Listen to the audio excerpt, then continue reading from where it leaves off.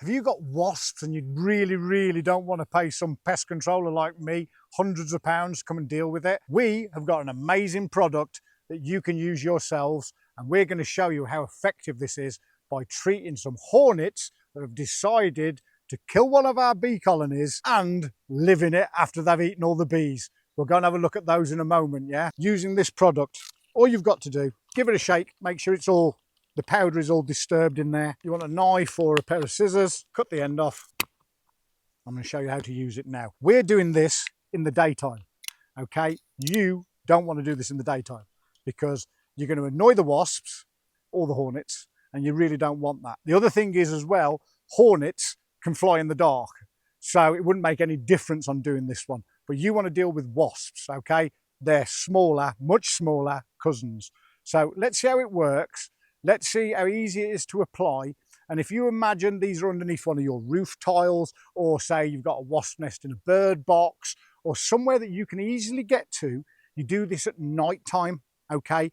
Only do this at night time. What you want to do is monitor in the daytime where the entrance points are. There might be one or two. Then you apply this, like I'm going to apply to this beehive. Let's go and do it. Let's get our suits on. That's the guard on the front. Maybe not. They're not superly aggressive, are they? But treating them, that'll be a different matter. Okay, so you've seen one come out of there. We know they're in here. I'm going to whisper a little bit, okay?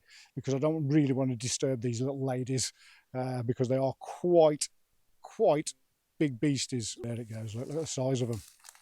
Look at the size of that. They're so clever, aren't they? It doesn't even want to tell us where its nest is, look. And it goes. And now, if you imagine this is like, say, underneath your roof tiles or wherever the hole is that you see these beasties going in and out. And don't forget, me personally, if I was a member of the public and I didn't have a bee suit, I wouldn't be doing this with hornets. Wasps, maybe, but remember, you treat them at night. At night time you do it. So I'm going to get this done now. Okay, you simply tilt it and you can see all the dust still coming out because it's such a fine powder, and that's what you want. Now, if you're treating wasps, especially at this time of the year, well, the wasp nests are going to be quite huge. You might have to do this 2 or 3 times in a row, two or three nights in a row, I should say. Just bear that in mind. Don't use it all in one go. Oh, he's coming back. He doesn't want to go in there, look. She doesn't want to go in there, I should say.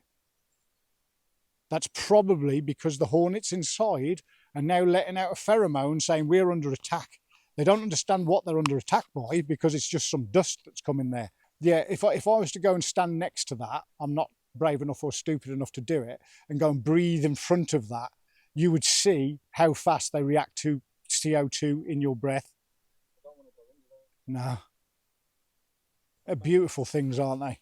But they shouldn't have eaten our bees. That hive will basically be getting thrown in a skip because now it's full of insecticide. It's no good for our bees. And I'm afraid these are kind of enemies of each other. In fact, if you zoom in, Rick, you can see how these ones are getting the dust on them just by going around the entrance, look, and it's sticking to them.